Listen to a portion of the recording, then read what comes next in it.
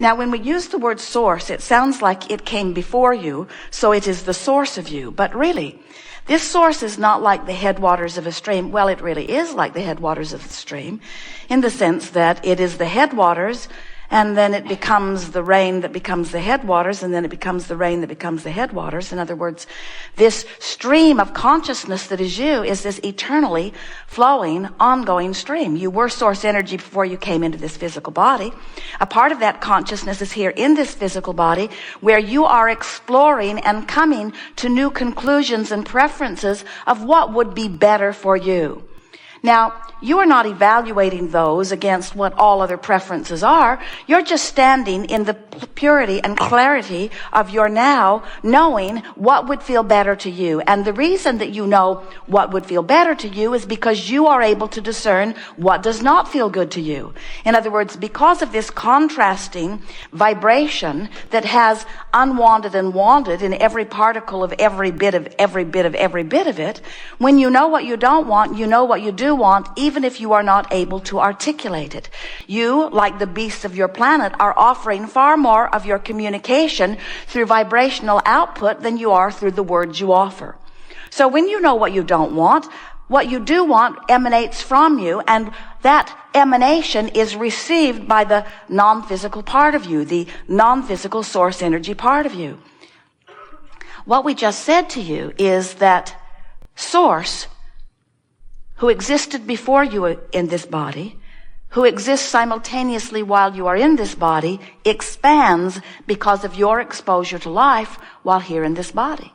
So when you know what you don't want, you know what you do want, and you send that rocket forward, and that rocket is then received by the source within you and is vibrationally achieved. So when you don't have enough money and you ask for more, whether you use words or not, that desire for more abundance radiates from you, and the larger part of you becomes more abundant. Now, many of you say, but Abraham, non-physical does not really sound like gold coins. Non-physical does not really sound like cash or money in the bank. Non-physical sort of sounds like ideas and thoughts. And we say non-physical is vibration, but the vibrational base of everything that you know that is manifested is a vibrational base. And the vibrational base of your prosperity is being held by Source in what we are calling your vibrational reality. We've given it a more substantial label, this vortex of creation, because we want you to feel and know, as we do, the validity and the reality of the expansion that has taken place because of your interaction with life, and that exists in a now reality, Now you say, well, it might exist in a now reality, but I can't spend it yet, therefore it's future to me. And we say, we'll give that to you. It's future in terms of your manifestation, but it's now in terms of vibration, and therefore it's now in terms of emotion. Therefore it's now in terms of being. It's now in terms of validity. It's now. It's right now. It's now, and you can claim it. But you often don't claim it because it hasn't manifested, and you don't claim it because since it hasn't manifested, you call it future and therefore still missing. And as long as it feels like it's still missing to you, which it is in terms of being able to see it and hear it and smell it and taste it and touch it, it exists as far as we're concerned in terms of being able to feel it and know it. And if you can make that jump today, if you can make the emotional leap into your vortex where you can know your well-being, where you can know your abundance, where you can know that which you've evolved to, even before others are able to see it, hear it, smell it, taste it, touch it. If you can know it because you've got your tuner set to the now knowing, feeling, converging source energy meets physical beingness moment in time where all of your power is, if you can reach for that powerful knowing point, then first of all, you'll be happy now. The negative stuff will lift off of you, because in knowing who you really are and what you want and practicing the vibration of it, the resistance cannot be in your vibration. And when the resistance is not in your vibration, two wonderful and amazing things happen to you. First and foremost, really we mean this, you feel fabulous. Because when resistance raises or lifts off of you, when resistance is gone and your vibration raises, you are that free-flowing, good-feeling, clear-minded, vital, eager, passionate being that you were born to be. That's the first thing that happens. The second thing that happens is manifestation. Now, many of you say, well, we'd have put that one first. Manifestation seems way better than just being happy. But the reason we didn't put it first is because if you put manifestation before happiness, you hold the manifestation and the happiness off. If you will put happiness before the manifestation, then you can have the happiness now, and the manifestation is right on the heels of it. We're not kidding you even a little bit about that. This is how the science of deliberate creation works. It is something that you can feel and confirm and show evidence of through your manifestation. So we are eager to talk with you about anything that is important to you. We'll be talking about law of attraction, but law of attraction is so much more than people think it is. Law of attraction is really about you recognizing at a vibrational and therefore an emotional level who you really are, and doing your level best in every moment to be all of that. What it is really about is no longer being willing to walk around as a partial being. The thoughts you think cause you to offer a vibration. And when you offer a vibration, there is always a relationship between the vibration you're offering because of the thought you're thinking and the vibration that the larger part of you offers because of the thought the larger part of you is thinking. So, for example, when you're angry at someone, maybe they got mad at you first and you're just mad in defense. When you're angry at someone, the reason it feels so awful to you is not because the person is mad at you and you are mad at the person. The reason you feel so awful is because you're choosing an attitude and an approach to life that the source within you will never choose. And you are letting this be your excuse to cause vibrational separation. That's too strong of a word because you can't ever separate yourself. But vibrational variance, vibrational difference between who you really are, who is one who loves, and who you're being in this moment, which is one who hates or one who is angry or defensive.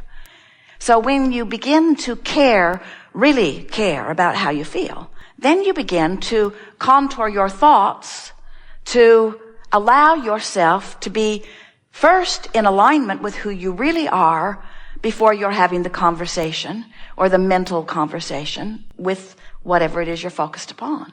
If you will take the time to align with who you really are and then talk to your kids, if you will take the time to align with who you really are and then think about your business, if you will take the time to align with who you are and then contemplate anything else, personal or worldview, if you'll take the time to align with who you are, you'll feel not only the wisdom of that broader perspective flowing through you, but the resonance. And with that resonance comes clarity and vitality and stamina and eagerness. With that resonance comes everything that you are looking for. There isn't anything that any of you want, whether it's a material object or a state of being, a relationship. There is not one thing that you have ever or will ever want that is for any other reason than you believe you would feel better in the having of it. And what we want you to understand is that you have the ability to feel better now. And we'll show you how. We'll talk about it a lot today. It is Sunday in Australia. Did you know? That was so strange. Jerry and Esther were there. They would call back to Texas to the office and they would say, "We're living your future. It's really good. You'll like it when you get here." And while they had fun with that idea, of course that was not valid, because even though it is Saturday in Portland and Sunday in Australia, it is still now in both places. Whether we are talking about the physical you or the non-physical you, it is still now. It is still now. Who you are is offering a vibration now. and who you are is offering a vibration now. And those two vibrational signals are having a relationship that equals how you feel now. So who you are right now, we can promise you without even looking it up on your astrological chart. Who you are right now is one who loves unequivocally. Everyone. Everyone. Who you are is one who focuses so purely upon the wanted aspects of life that from your point of view, negative emotion is non-existent. That's who you really are. So when you look into your world, and if you need something to be negative about, just turn on CNN. It'll give it to you because they are experts. They are experts at scouring the world and looking for things that will bother you. Because as soon as the problem is solved, they don't show it to you anymore. Because they are not interested in informing you, they are only interested in bothering you. So, as you find something to be bothered about, and you support it with all of the facts that come your way, you discover that the source within you is not watching that station. Source within you is not focused upon bothersome things. The source within you is focused upon who you really are. The source within you is focused upon what you have recently become. The source within you is not looking for the problem and beating the drum of it. The source within you is solution-oriented and holding the vibrational, static, chronic signal of the furthest, most well-being that you and others have been able to carve out of all that you have lived. That's what source energy is.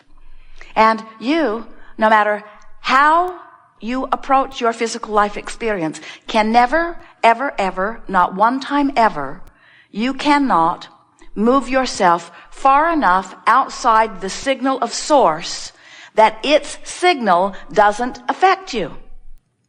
If you could, you could be really, really negative or really, really disappointed or really, really angry and not feel bad while you're doing it. But because this larger part of who you are is always factored in to your vibrational relationship, then the only way that you can really be happy is to tune yourself to the frequency of your source. And when you do, that's what we call moving into the vortex of fullness, into the vortex of all that isness, into the vortex of now non-resistance to the things that you've been asking for and complete allowance and alignment with their manifestation. That's what being in the vortex is. We want you to leave this gathering with this newfound discovery that you can be or do or have anything that this life inspires you to want.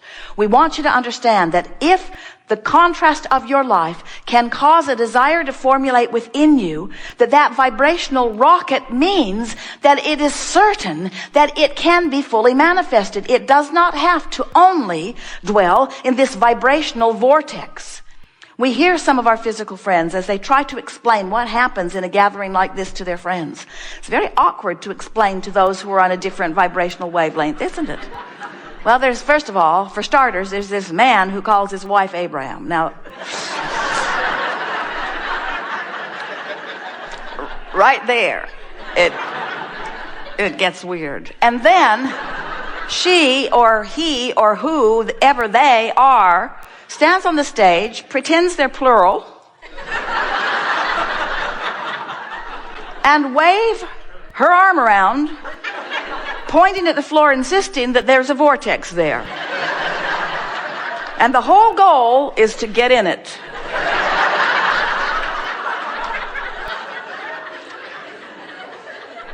We know.